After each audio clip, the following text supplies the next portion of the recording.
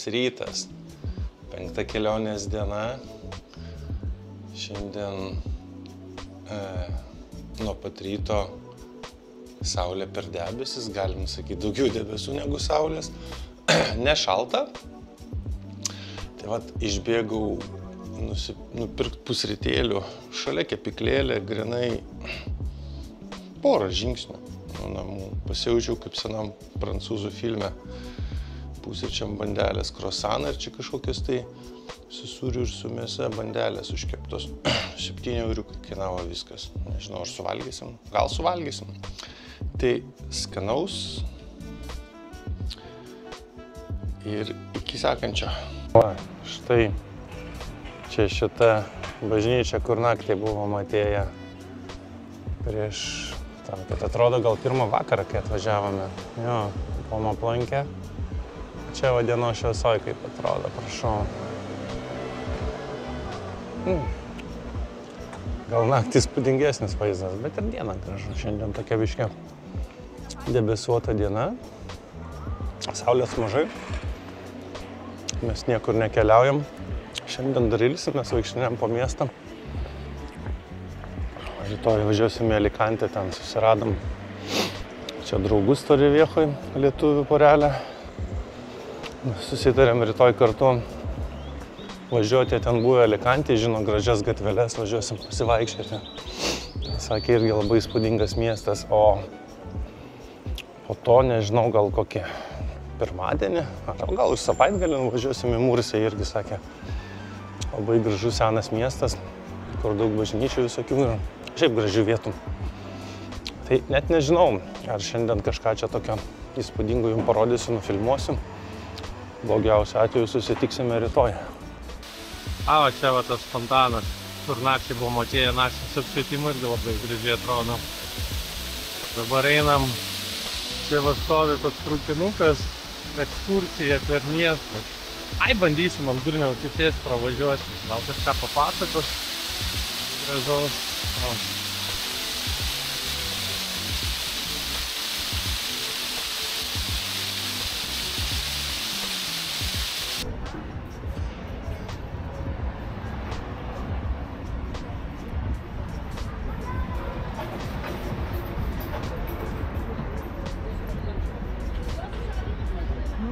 Saulutė lenda.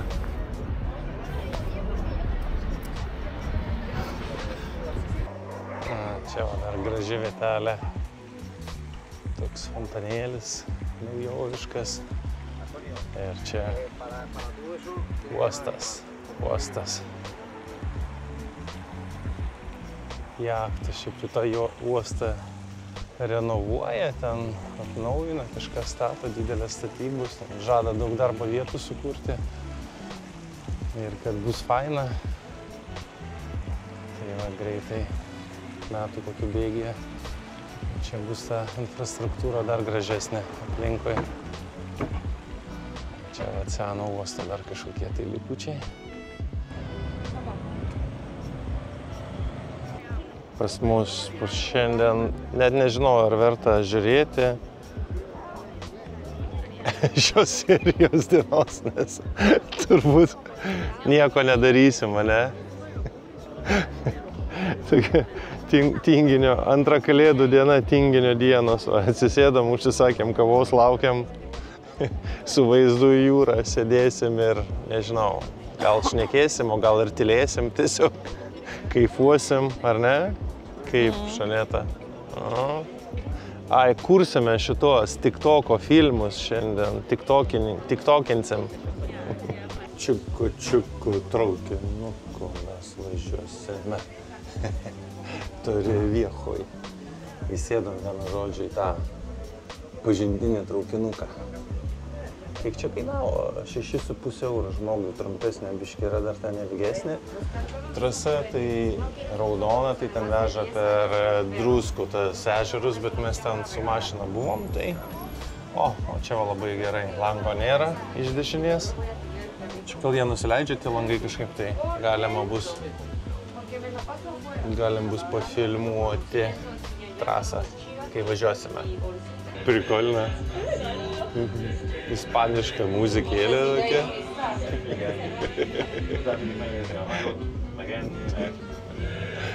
Važiuojam su vaikišku traukinuku. Tutu. Kas? Turgus. Turgus. Ai, turgus. Turgelis. Mini gariūnai. Ai, va čia va tą uostą stato naują.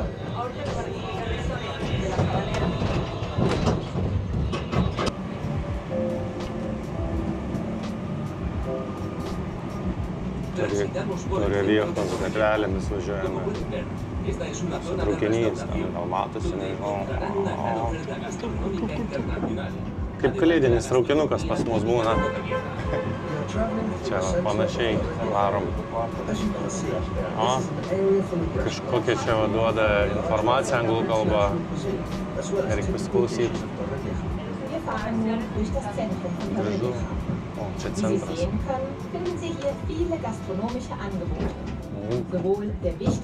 Konteineriai. Soriukas, konteineriai. Va, reikia. Kai vaikam faina čia būtų.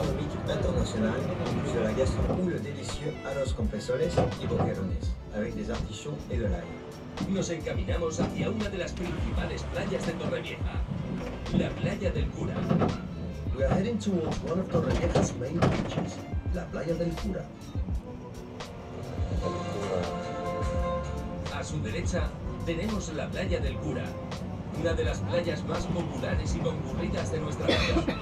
Torrevieja cuenta con 4 grandes playas de arenas finas y doradas.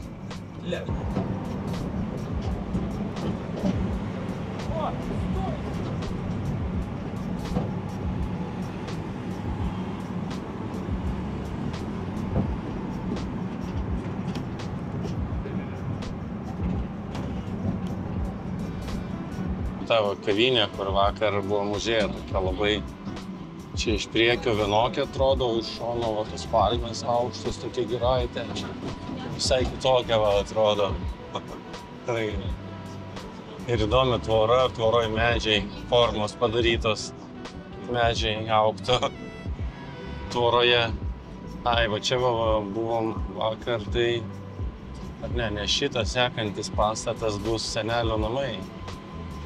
Šiaip iš gatvės atrodo kultūringai, nuo jūros pusės tokie atrodo vieniši, tie seneliai ten, bet va čia va dabar važiuojame link to pastato, tai va čia va jau yra Torreviejos senjorų namai, senjorų namai. Centro del Jokas. Gana kultūringai, gražiai čia jie turėtų gyventi. Gražus toks pastatėlis ant jūros kranto. Nu, vakar iki čia dar nebuvom daėję. Čia kažkur jau bus įdomu pasižiūrėti, ko mes vakar nepamatėm. Dabar va, tinginių variantą įjungiam su traukiniu važiuojam. Gražu.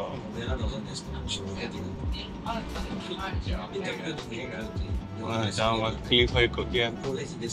Žmonės ten eina maudytis matyti. Ofrece numerosas calas y cabos donde disfrutar del baño y del sur. O čia pats pakraštys, bet kaip matosi gražiai. Gerai, kad langas atidarytas, tai galiu pafilmuoti. Čia panašiai pro šitą kelią mes ir atvažiavom, kaip iš Alicantės važiavom. Pro uostą. Gražu.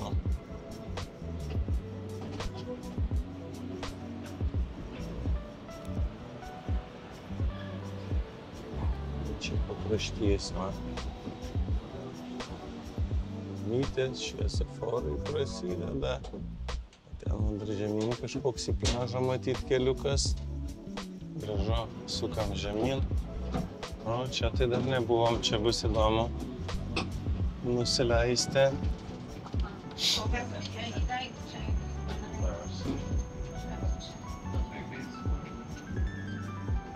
Čia kažkoks pakraštys visiškai, bet labai ilgas miestas, va, ir eina. Eina savo, čia pešiom turbūt nepraeitume eiti. ir visą, čia daug kilometrų, viskas pakrantė. Aš galvojau, čia pabaiga, o ten žiūrėkit dar namą ir nesimato jų pabaigos. Gal paskui baigėsi Torrevieja ir kitas miestas iškart prasideda. Nu, bet čia dar po Torrevieja turas, tai čia dar mūsų miestas reiškia.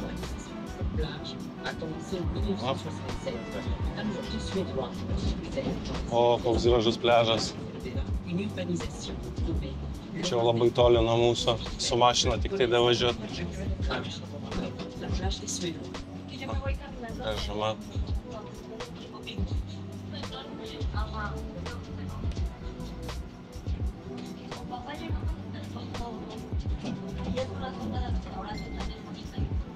Playa de la Mata. Es la playa más extensa de Torrevieja, con una longitud de 2.300 metros y una anchura media. O čia vienas iš Torreviejas bokštų, čia nuo šitų bokštų kilo miestelio pavadinimas, nes ispaniškai Torre reiškia bokštas, o Vieja senas. Senas bokštas, taip miestelio pavadinimas. O čia va parkas dar šalia. Čia būtų fainai ir atvaryti, pasivaikščioti. Kažkur tų bokštų čia turi būti keli. Žinau, čia tai nieko nesimato siena. Čia vaizdelis.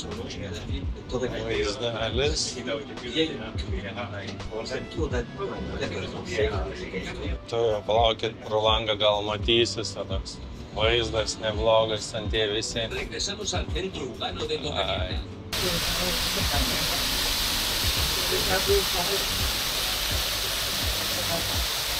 Būti Ispanijoje ir neparagauti žuvies nusikaltimas. 17 eurų, nežinau, kaip ir? Nėra brangi, mėsos patiekalai panašiai restorane. Pabandysim, paragausim, po to duosim įvertinimą. Skanaus.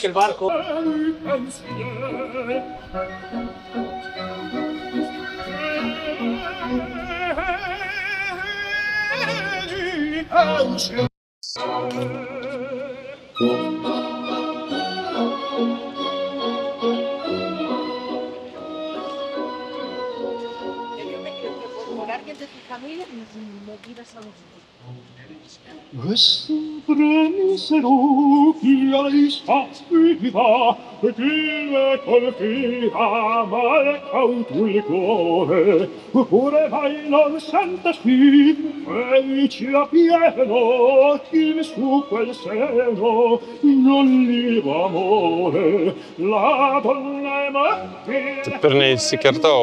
Ar jis čia tik žiopčia ir iš tikrųjų dainuoja? Gal ir turi gerą balsą.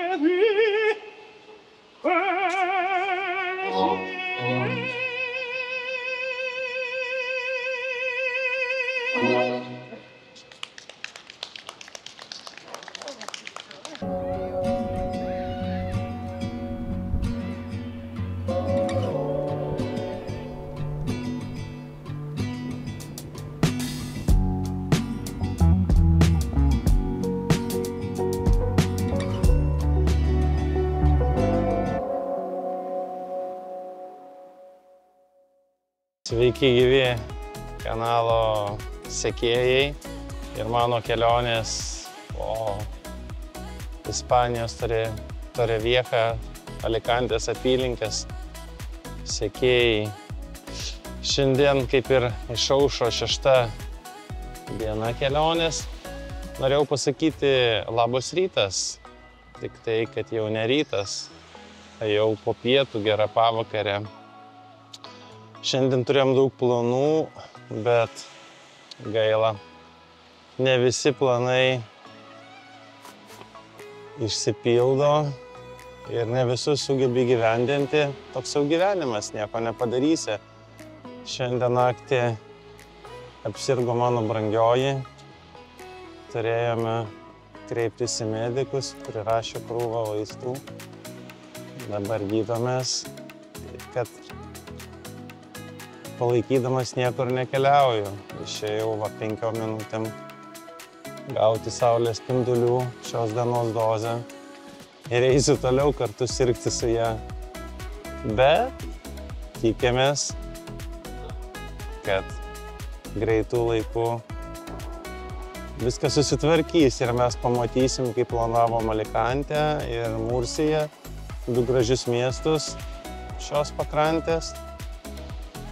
Ir tikiuosi, parodys ir jum. Tai tikriausiai tiek šią dieną. Šita diena, matyt, bus trumpiausia diena šitam filmuke. Iki greito.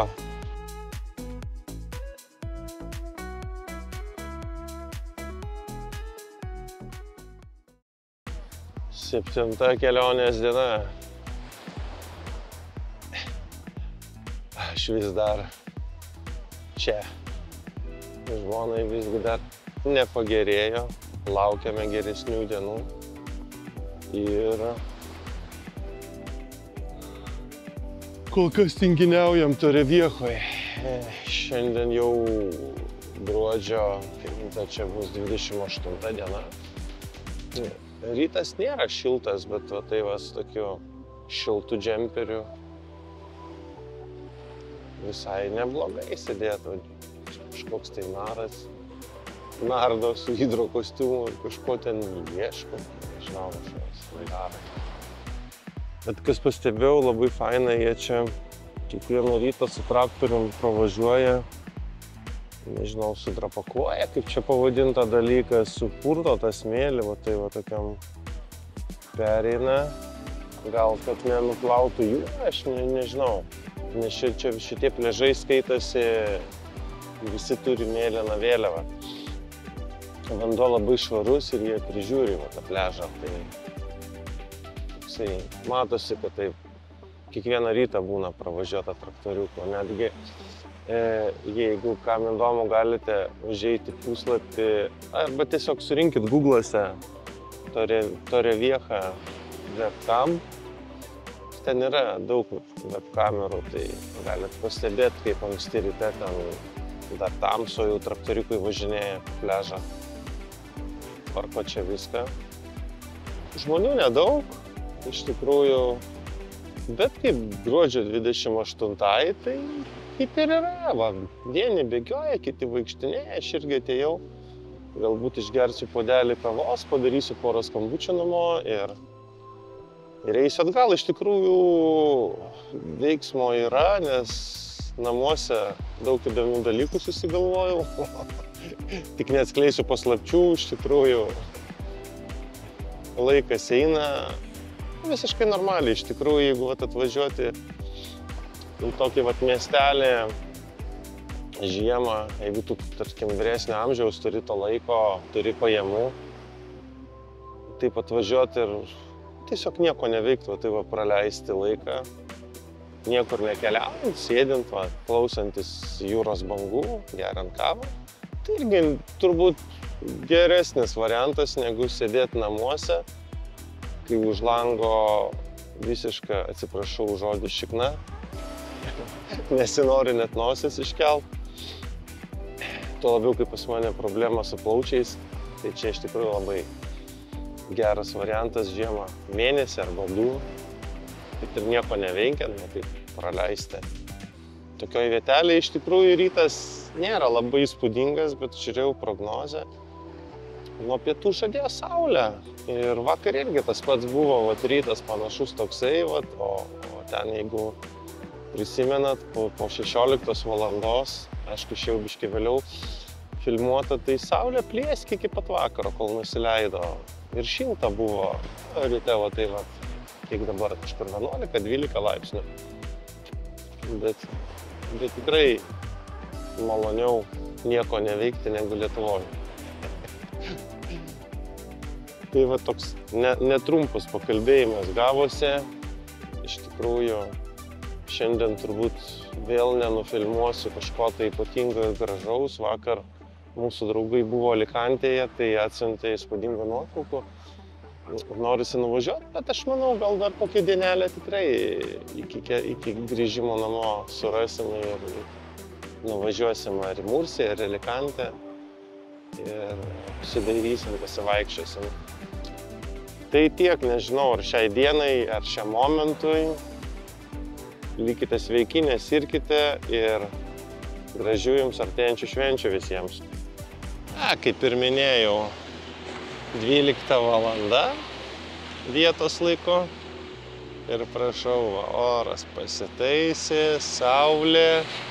Prieš 15 minučių žmona sakė, einam pasiieškot berankovės, striukės berankovės, kad šilčiau būtų, o dabar jau nebereikia, 21 laipsnis. Labai greit keičiasi oras, gražu, saulėta, galim tinginiauti. Laptopus ant kelių, sėdi ant suoliuko ir dirbi. Vieną akį užmeti, toliau dirbi, ne? Taip, kad visi nuotolinio darbo savininkai važiuokit į Taurę Viechą. Iš tikrųjų, tai būtų išsinuomoti turbūt pigiau negu Vilniuje. Nuo 400 iki 500 eurų galim normalų būtą čia išsinuomoti ir prašau, va. Aišku, čia vasarą tai turbūt aš nebūčiau, nes man būtų per karšta, bet va, nuo lapkričio pradžios iki kokio vasario pabaigos, tai puikiai vieta pražiemoti. Paskui vėl grįžtam namo. Užėjom šiandien papietauti graikišką restoranėlę, kažkokias paėmėm graikiškas pytas, žmona sako kebabas. Nu, gal pyta būna tokia platesnė, ne iš formos, bet užpilas tai toks kaip pytoje, žinai, ten ties kažkokia grietinėlė, ta pertepėlė. Šiaip tai mums patinka pytos jos, va, to žmona išardė savo, parodysiu. O, jis skanesnis, nežinau, negu kebabas, nes kebabas yra, kebabas, o pyta įdaras visai kitoks būna ir kiek Graikijoje buvom valgiam, tai pytos būna nerealu. Tai mes čia kasdieną jų nevalgysim, čia kažkokia varškytė sakė, va, ir pabandymui tiesiog paimam paragauti, čia su kiauliena pyta. Tai va, kas nevalgo, eikit valgyt, o mes jau irgi valgysim. Iki greito. Vienu žodžiu, grįžom papietavę, nutariau padaryti tokį reportažą apie įspūdžius nuo šito tipo graikiškos pytos valgiam.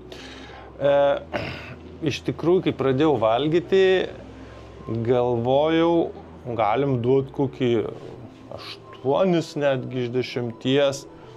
Bet smarkiai nusivyliau, nes, ne tas iš tikrųjų.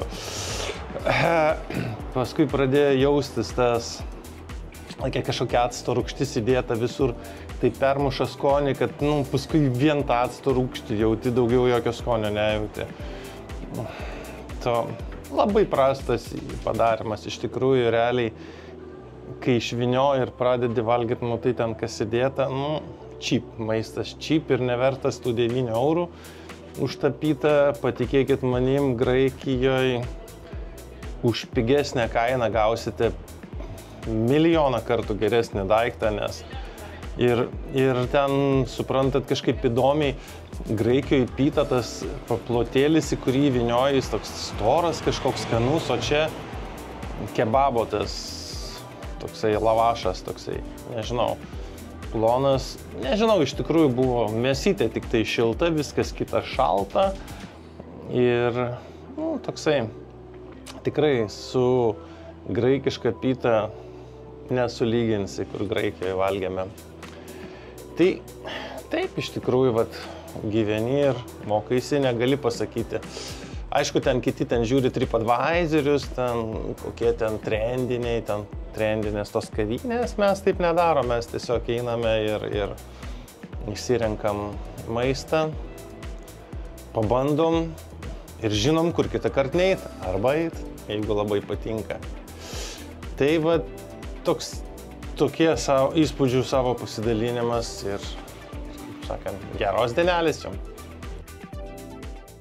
Vienu žodžiu, vaikščiojo šia po Torrevieja, ogi kągi mes čia turim?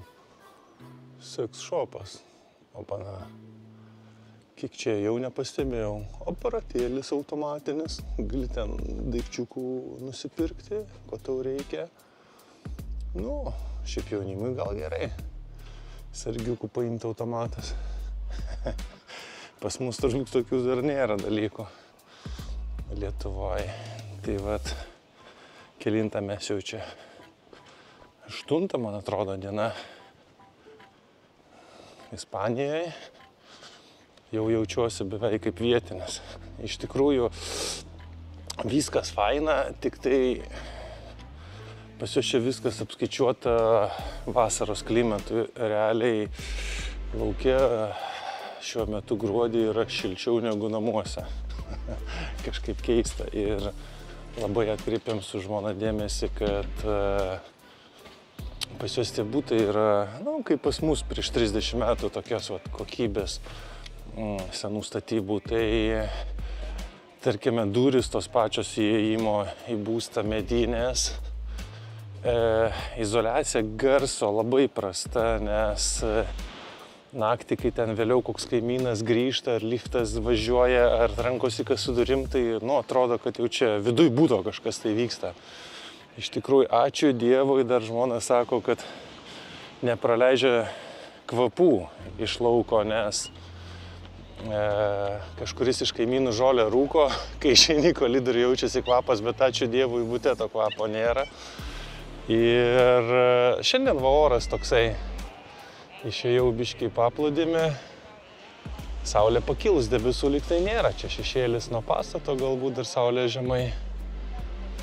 Taip vat, apsirengus biški šilčiau su plona striugele arba šiltesniu džemperiu būtų gerai. Tiesa, kad ten tęsiant dar tą temą dėl būsto ir ta šilumos izoliacija iš tikrųjų, tiesiog, sakykim taip, vasariniai visi namai. Jeigu duotų čia koks šaltukas 0 laipsnių, visi turbūt užšaltų negyvai, nes šildymų nėra būstuose. Visos kondicionieriai tik pastatyti, tai dabar įsijungia, kai žmona sirguliuoja, daugiau būnam namuose. Tai taip, tas non-stop conditionas sukasi iš tikrųjų, nežinau, kiek mes ten elektros prisuksim, bet sušalti irgi nesinori. Taip svarstėme, jeigu mūsų būstą persikelt čia, tai būtų visai gerai, nes po renovacijos sienos apšiltintos, čia visiškai mes gerai gyventumėm. Bet kai pas juos ten tų šalčių būna, skaityk, lapkritis turbūt buvo net ir naktimis 15-16. O šitą, dabar kas čia gruodis, gal ir sausio biški. Ir paskui vėl vasara, tai jam gal ir neaktualu, ten tas dalykas, aišku, ten tą renovuoti namai visuomet gerai ir karščio mažiau vasarą praleistų ir netai būtų vėso. Dabar va, žiemos mėnesiais. Gerai, tai pasiimsiu kokį puodelį kavos, atsisėsiu ir jums papasakosiu apie Ispanijos sveikatos apsaugą. Turiu keletą žodžių įdomių pasakyti, gal kažkam bus įdomu. Ypatingai vyresniems žmonėms, kurie būna ir suserga kelionėje. Tai iki susitiksim po 3 sekundžių. Tai va, mielieji, žiūrėkit, ką aš jums papasakosiu. Iš tikrųjų, prieš važiuojant Europą, aš manau, čia tik Europos Sąjungoje. Taip, kur aš čia dabar norėjau parodyti, bet matyt važiavom, žmona išėmė. Ta velnes. Neturiu dabar su savim, pas žmona liko. Išsiimkite Europos sveikatos draudimo kortelę, ten tokia ligonių kasos išdavinėja, norėjau parodyti, bet gaila, nepasižiūrėjau, kad neturiu dabar su savim. Tai iš tikrųjų... Gracias. Iš tikrųjų labai geras dalykas, kai susergate Nes mes, aišku, nusipirkome ir ergo sveikatos draudimą, bet nežinau, kol kas jo neprireikia iš tikrųjų, nes va tokiom, gal sveikatos draudimas nuo nelaimingų atsitikimų labiau, nors man atrodo, ten nebuvo drausti nelaimingi atsitikimai. O dėl pirmos pagalbos, tai užtenka Europos sveikatos draudimo kortelės. Jeigu keliaujate Europoje, aišku, jeigu jau į trečiasias šalis važiuoja, tai tada jau niekur nesidėsit, reikia priversti pirktis draudimą. Tai va, buvo žmonai staiga ten šlapimo takų uždegimas, naktį staiga sugriebė skausmai. Mes turėjom anksti ryte, ten kokią 5 ar 6 ryto važiavome į ligoninę. Tai